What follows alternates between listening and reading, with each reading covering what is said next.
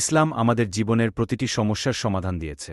রাগ ও অভিমান মানুষের স্বাভাবিক প্রবৃত্তি হলেও যদি তা নিয়ন্ত্রণ করা না যায় তবে এটি আমাদের ও অন্যদের জন্য ক্ষতিকর হতে পারে। অনেক সময় রাগের বশে আমরা এমন কিছু বলে বা করে ফেলি যা পরবর্তীতে আফসোসের কারণ হয়ে দাঁড়ায়। তাই ইসলাম কিভাবে আমাদের রাগ ও অভিমান নিয়ন্ত্রণ করতে শিক্ষা দেয়, আসুন কুরআন ও হাদিসের আলোকে জানি। আপনি কি বলতে পারবেন প্রকৃত শক্তিশালী কে? একবার রাসূলুল্লাহ সাল্লাল্লাহু আলাইহি ওয়াসাল্লাম সাহাবীদের জিজ্ঞেস করলেন, তোমরা কাকে শক্তিশালী মনে কর? সাহাবীরা বললেন, যে অন্যকে কুস্তিতে পরাজিত করতে পারে সেই শক্তিশালী।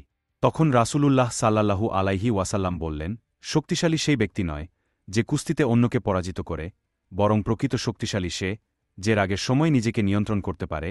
সহিহ বুখারী ও সহিহ মুসলিম। রাগ আমাদের সিদ্ধান্ত গ্রহণের ক্ষমতা নষ্ট করে। মুহূর্তের ভুল সিদ্ধান্ত জীবনে বড় বিপর্যয় ডেকে আনতে পারে। তাই ইসলাম আমাদের ধৈর্য ও নম্রতা শেখায়।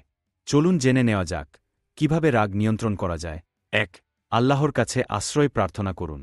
রাগ উঠলে আউযু বিল্লাহি মিনাশ শাইতানির রজিম পড়ুন, কারণ শয়তান মানুষকে রাগিয়ে ফেলে বিপদগামী করে। ২. অবস্থান পরিবর্তন করুন।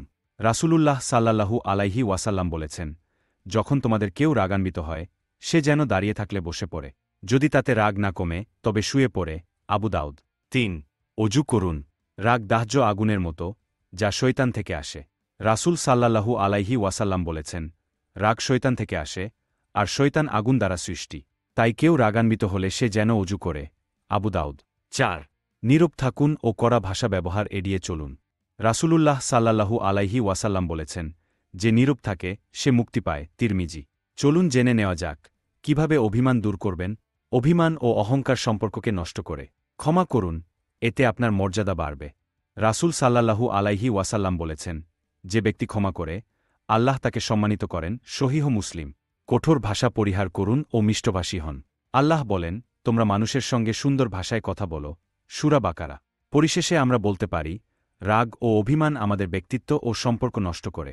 ইসলাম আমাদের ধৈর্য ও ক্ষমার শিক্ষা দিয়েছে। তাই আমরা যেন রাগ নিয়ন্ত্রণের অভ্যাস গড়ে তুলি এবং অভিমান থেকে মুক্ত থাকি। কুরআন ও সুন্নাহ অনুযায়ী জীবন পরিচালনা করলে আমরা আল্লাহর সন্তুষ্টি লাভ করতে পারব এবং শান্তিপূর্ণ জীবনযাপন করতে পারব। আপনি কি এই ভিডিওটি উপকারী মনে করেন? তাহলে লাইক, শেয়ার এবং চ্যানেল সাবস্ক্রাইব করতে ভুলবেন না।